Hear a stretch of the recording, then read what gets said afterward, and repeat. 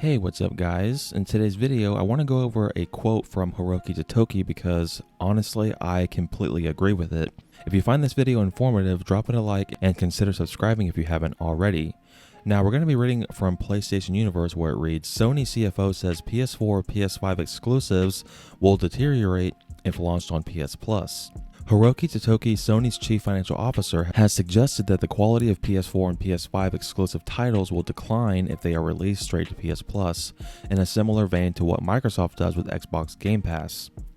Speaking during the format holder's latest earnings call, Totoki-san echoed earlier comments made by PlayStation chief Jim Ryan about the company's reluctance to launch games to PS Plus day and date with their retail counterparts. Quote, AAA titles on PS5, if we distribute that on subscription services, we may need to shrink the investment needed for that, and that will deteriorate the first-party title quality, and that is our concern, unquote.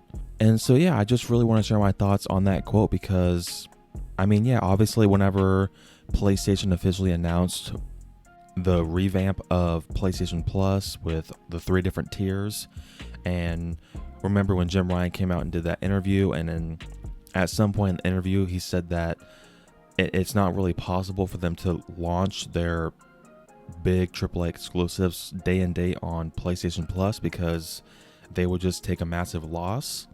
Apparently, a lot of people don't really seem to get that because a lot of people still were like, oh, why doesn't Sony just do it and just launch their games on, PlayStation Plus Premium?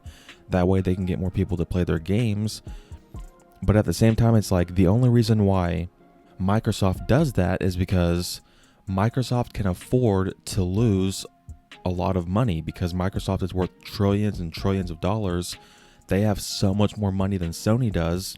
Sony can't afford to launch like let's say if they put God of War Ragnarok day and date, right, in PlayStation Plus Premium, and if the game were to flop or doesn't sell as well because it's in PlayStation Plus Premium, that would be a massive deal for Sony. But something like Microsoft, which I mean they're probably going to do, they're going to put Starfield day and date with Game Pass. If that game were to flop, then it really wouldn't matter because Microsoft has the money to make up for that loss. That's the whole reason why they created Game Pass, because Microsoft couldn't keep up with Sony's quality as far as when it comes to AAA exclusives.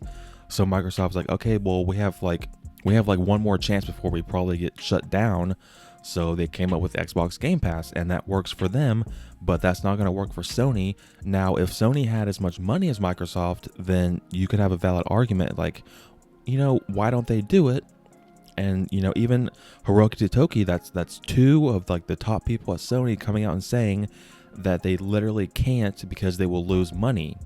And if they lose money, then that's less money that they can invest back into their studios, which will mean the quality of those top tier games will go down.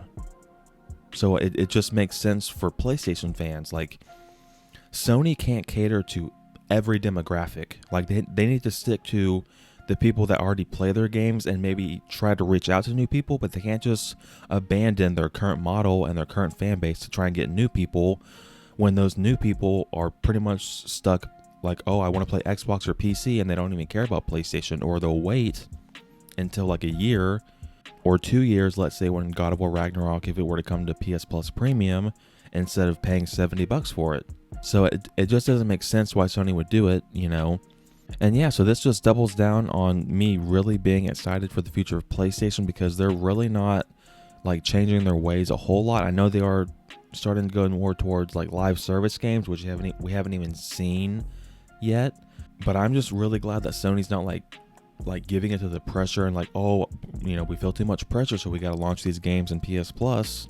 But those are my thoughts. What do you guys think? Down below, let me know your thoughts about how Hiroki Totoki has came out and said that if they were to launch their big exclusives on PS Plus, then the quality would deteriorate. And do you agree with that statement? Thank you guys so much for watching this video. I really appreciate it. If you enjoyed it or found it informative, drop it a like and consider subscribing if you're new by turning on the post notification bell so you don't miss my next upload. Until next time, guys, take care.